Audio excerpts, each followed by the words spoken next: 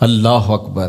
ان پڑھ اور غریب ماں کی یاد میں انہوں نے بڑی خوبصورت باتیں لکھی۔ کہا عالی نسب ہوٹلوں میں کھانا کھانے میں وہ سرور کہاں جو چولہے پر بیٹھ کے ماں کے ہاتھوں سے پکی ہوئی چپاتیاں کھانے میں ملتا ہے۔ عالی جناب، حضرت صاحب، قبلہ عالم، کیا کیا لفظ بولے جاتے ہیں سٹیجوں کے اوپر، لیکن ان لفظوں کا وہ نشہ نہیں ملتا جو ماں کی زبان سے اوئے ببلو اور اوئے مٹھو میں رکھا ہوا ہے۔ ماں جب یہ کہہ کے پکارتی ہے تو لگتا ہے کہ سارا پیار سمٹ کے ماں کے لہجے میں آ گیا ہے، لفظ نہیں ہے، ماں کے منہ سے شہد ٹپک رہا ہے۔ ماں جب بولتی ہے تو اس کے لہجے میں جبریل بولتا ہے۔ ماں جب مسکراتی ہے تو لگتا ہے جنت کی ساری کلیاں کھل اٹھی ہیں۔ ماں جب پیار سے دیکھ رہی ہوتی ہے تو لگتا ہے عرش سے رحمتیں اتر رہی ہیں۔ اللہ نے ماں کے سینے کے اندر وہ محبت، وہ تڑپ رکھی ہے، وہ ایک کائنات رکھ دی ہے الفتوں کی، کہ جس کا نعم البدل کیا بدل بھی موجود نہیں۔ وہ پیار رکھ دیا، وہ درد رکھ دیا، وہ درک رکھ دیا، وہ الفت رکھ دی ماں کے سینے کے اندر۔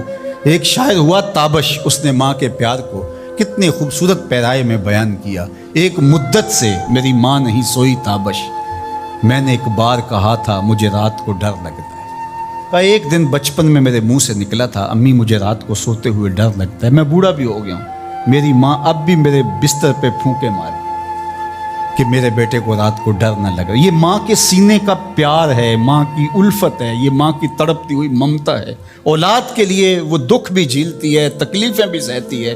غریب مائیں لوگوں کے گھروں کے برتن بھی مانجنے پڑیں تو اس سے بھی گریز نہیں کرتی۔ شہر میں آ کر پڑھنے والوں بھول گئے ہو کس کی ماں نے کتنا زیور بیچا ہے۔ اس لیے ماں کی کمی انسان بڑھاپے میں بھی محسوس کرتا ہے۔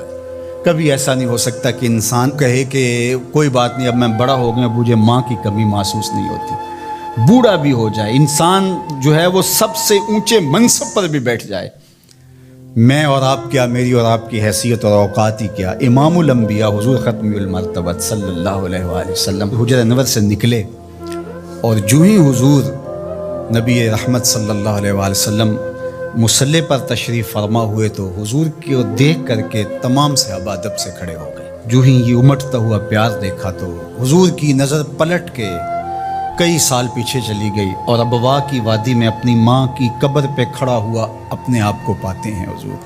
اور پھر ایک جملہ کہا، الحاوی للفتاوی کے اندر امام سیوطی نے اس کو بڑی تفصیل سے لکھا ہے کہ چشمان رحمت سے آنسو ٹپکنے لگے اور حضور مصلی پہ کھڑے ہو گئے اور فرمایا لو ادرکت والدیہ او احدہما، کاش آج میرے ماں باپ زندہ ہوتے یا کم از کم میری ماں ہی زندہ ہوتی اور میں لوگوں کو نماز پڑھا رہا ہوتا، وَأَقْرَأُ فِيهَا بِفَاتِحَةِ الْكِتَابِ، اور اس میں سورہ فاتحہ کی تلاوت چل رہی ہوتی۔ پھر میری ماں کو میرے ساتھ اچانک کوئی کام یاد آ جاتا، وہ دروازے پر آتی اور چلمن سرکاتی اور مجھے بیٹا کہہ کے آواز دیتی، فرمایا لوگوں نماز چھوڑ کے پہلے ماں کی بات سن لیتا۔ تو ماں کی کمی تو انسان زندگی کے آخری حصے میں بھی محسوس کرتا ہے۔ پھر اس سے بڑا منصب کس کا ہو سکتا ہے جو امام الانبیاء کا منصب ہے؟ اتنا بڑا اعزاز کس کا ہو سکتا ہے جو خاتم المرسلین کا اعزاز ہے، جو محبوب خدا ہیں، کونین کے مالک ہیں، لیکن ماں کی کمی کو وہ بھی محسوس کرتے ہیں، ماں و شمع کے شمار میں ہیں۔ تو ماں باپ کا وجود اللہ کی رحمت ہے۔ جب یہ سایہ سر سے اٹھ جاتا ہے تو پھر پتہ چلتا ہے کہ بندہ کھڑا کہاں ہے۔ جب گھنے درخت کے سائے میں بیٹھا ہو اور وہ درخت ساری دھوپ اپنے پتوں میں جذب کر رہا ہوتا ہے اور نیچے بیٹھنے والے کو چھاؤں فراہم کر رہا ہوتا ہے، اور اس سے نہیں پتہ ہوتا کہ جو مجھے چھاؤں دے رہا ہے وہ خود کتنا جلس رہا ہے، لیکن اچانک جب سایہ ہٹ جائے اور بندہ کڑی دھوپ میں آ جائے پھر اسے احساس ہوتا ہے کہ وہ سایہ کتنا غنیمت تھا۔ جن کے ماں باپ موجود ہیں وہ ان کی خدمت کر کے دنیا اور آخرت کی سرخرویاں حاصل کریں۔